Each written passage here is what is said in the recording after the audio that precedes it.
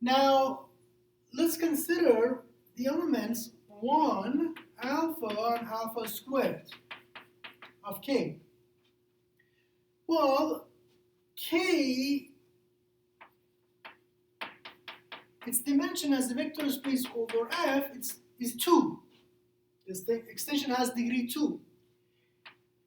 Now, if we consider these three elements of K, well, the vector space is two-dimensional, so that means that there must be a linear dependence between these two. So a non-trivial linear combination of these three with coefficients in F is equal to 0. So there exists A, B, C, F, not all 0, such that A times 1 plus B alpha plus C alpha squared is 0. But then C has to be non-zero, because if C was 0, then you have A plus B alpha is 0, and that would force alpha, or alpha would be forced to be in F. We started assuming that alpha is not in F. So this C, so no, C has to be non-zero. And then, so we have this polynomial f of x, cx squared plus bx plus a, in f bracket x, degree 2, which has alpha as a root. Right? Now this is a polynomial which has, it's polynomial of degree 2, which has one root in k. Right? It's a polynomial of degree 2 with coefficients in f, well, so in particular with coefficients in k. It's a polynomial of degree 2 with coefficients in k, and has an element of k, namely alpha, as a root. Then you will have to split over k, right? Just divide it by x minus alpha. It's divisible by x minus alpha. Just divide it, you get another degree 1 factor. So you see that f splits over k, so this is because it has degree 2 and it already has one root in k. Then it splits over k, and then k will be a splitting field of alpha. Sorry, splitting field of f. Field of f.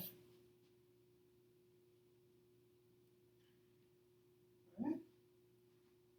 Okay, very good. So before we wrap up this discussion, I guess there's one thing that I forgot to mention when we were doing when we did the corollary about finite fields, when we proved that any two finite fields with the same cardinality are isomorphic to each other. That statement is very interesting. So I think it's worth maybe looking at an example there.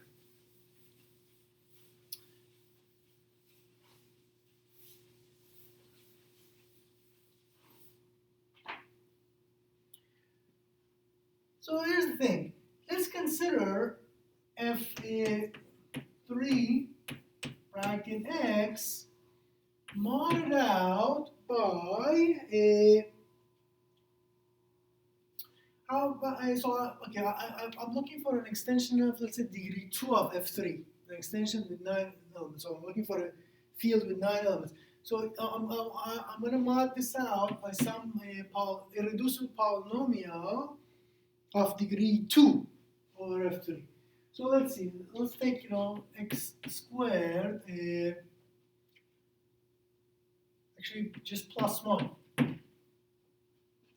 Right, so minus 1 is not a square in f3. So x squared plus 1 does not have a root in f3.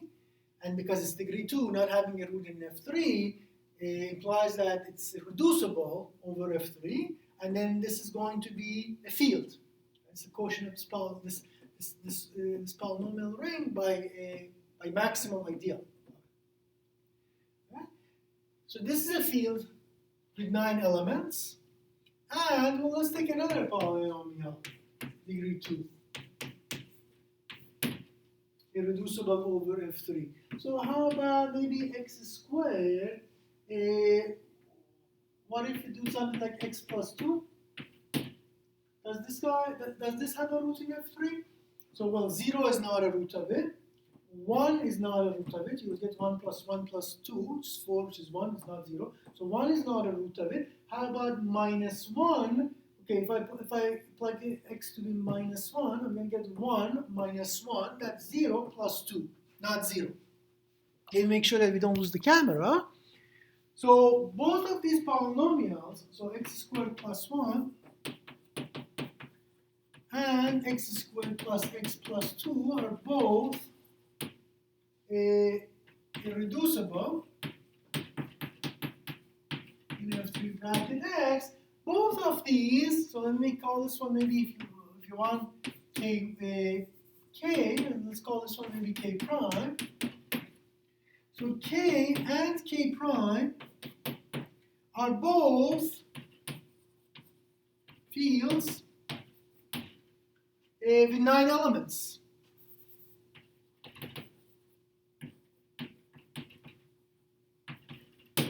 They are both extensions of degree 2 of F3. They're both fields with 9 elements, and so they're isomorphic to each other. K is isomorphic to K prime. Right? But then when you look at this, without putting a little bit of thought into it,